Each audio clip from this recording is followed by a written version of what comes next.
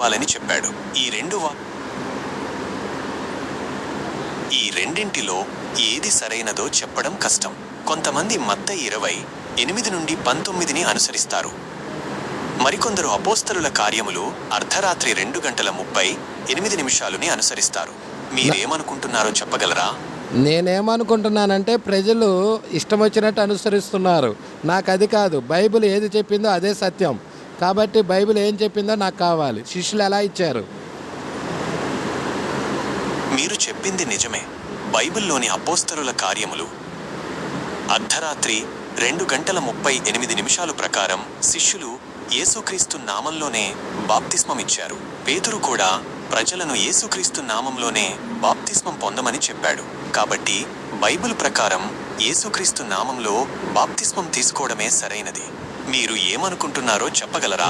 మరి ఆ లెక్కలో వస్తే తండ్రి యొక్క కుమారుని యొక్క పరిశుద్ధాత్మ నామములో యేసుక్రీస్తు నామం కూడా ఉంది కదా. ఏడుంది అక్కడ? పేరేది అక్కడ? మత్తయి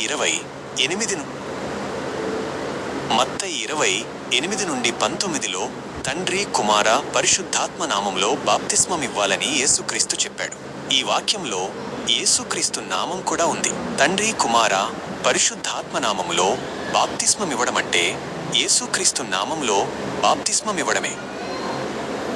మత్తయి 28:19 బిరుదులవి, పేర్లు కావు. తండ్రి అనేది పేరు కాదు, కుమారుడు అనేది పేరు కాదు, పరిశుద్ధాత్మ అనేది పేరు కాదు. యేసుక్రీస్తు నామములో యేసుక్రీస్తు అనేది పేరు. ఇప్పుడు పేరు లేని బాప్తిజం చెల్లుతుందా? పేరు కలిగిన బాప్తిజం చెల్లుతుందా?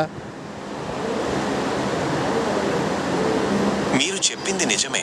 మత్తయి 20:8-19 తండ్రి కుమార పరిశుద్ధాత్మ అనేవి బిరుదులు, పేర్లు కావు.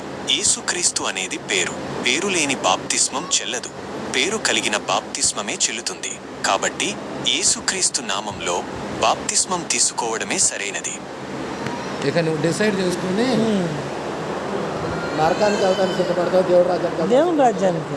మరి ఇంత క్లియర్గా నీకు చెప్పిన తర్వాత ఇంకేం కావాలి నీకు? మరి నువ్వు కుమారుని నామం అంటే కుమారుని నామము అంటే యేసుక్రీస్తే కదా. అదే నువ్వు ఎట్లా మాట్లాడుతుందో నీకు నాన్న పట్టుకుని మాట్లాడుతుంది. నువ్వు బైబిల్ సత్యం, నీకు వ్యక్తిగత రెవల్యూషన్ రావాలి. నేను అదే చెప్తుంది, నీకు వ్యక్తిగత రెవల్యూషన్ ఉండాలి. అది బైబిల్ తీసుకో, ఎక్కడన్నా ఒకటన్నా ఇచ్చినట్టుందేమో అడుగు. ఎక్కడైనా తండ్రి కుమార పరిశుద్ధాత్మ నామములు ఇచ్చిన రిఫరెన్స్లు ఉన్నాయా బైబిల్ మొత్తం మీద? క్షమించండి, బైబిల్లో తండ్రి కుమార పరిశుద్ధాత్మ నామములో బాప్తిస్మం ఇవ్వాలని చెప్పే రిఫరెన్సులు లేవు. అపోస్తలుల కార్యములు అర్ధరాత్రి 2:38 ప్రకారం శిష్యులు యేసుక్రీస్తు నామంలోనే బాప్తిస్మం ఇచ్చారు. పేతురు కూడా ప్రజలను యేసుక్రీస్తు నామంలోనే బాప్తిస్మం పొందమని చెప్పాడు. కాబట్టి బైబిల్ ప్రకారం యేసుక్రీస్తు నామంలో బాప్తిస్మం తీసుకోవడమే సరైనది. మీరేమనుకుంటున్నారో చెప్పగలరా?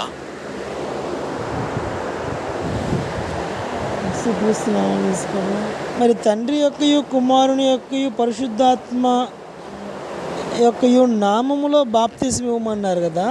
ఆ మూడు నామాల్లో కుమారుడు అంటే యేసుక్రీస్తు నామం కూడా ఉంది కదా.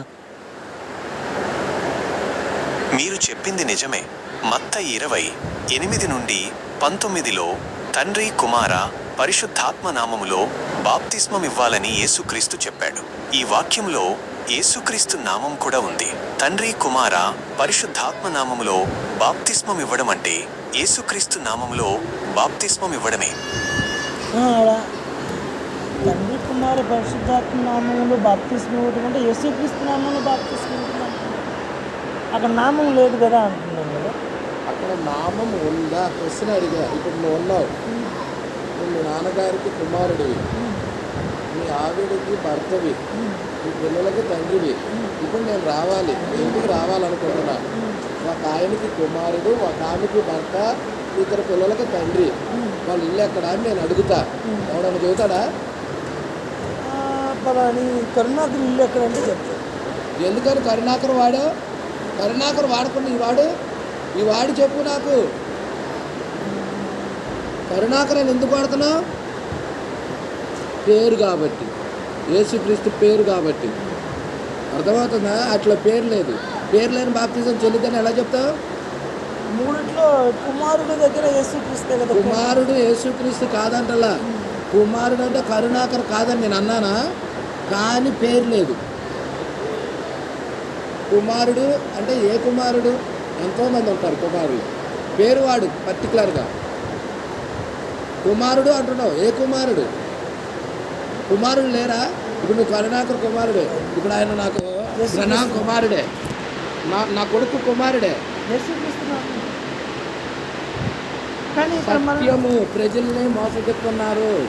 సత్యం ఇది పట్టుకో. నేను తెలుసుకున్నా పెంతుకోస్తుల నుండి బయటకు వచ్చా. అర్థమవుతుందా? పెంతుకోస్తుల నుండి బయటకు వచ్చా తెలుసుకొని. కవర్నేటి చర్చి కూడా తెలుసు. నా ఇంటి ముందు ఎన్నోసార్లు ఎన్ని ప్రసంగాలు కూడా చేశాను అక్కడ. పాల్పాపారావు గారికి యేసుక్రీస్తు నామం తోసేసుకున్నావంటే చేతులారా నిత్య జీవం తోసేసుకున్నట్టే. ఆయన నువ్వు నామం తీసుకున్న బాప్తిజం పొడి పాపిగా వెళ్ళి తడి పాపిగా వచ్చావు.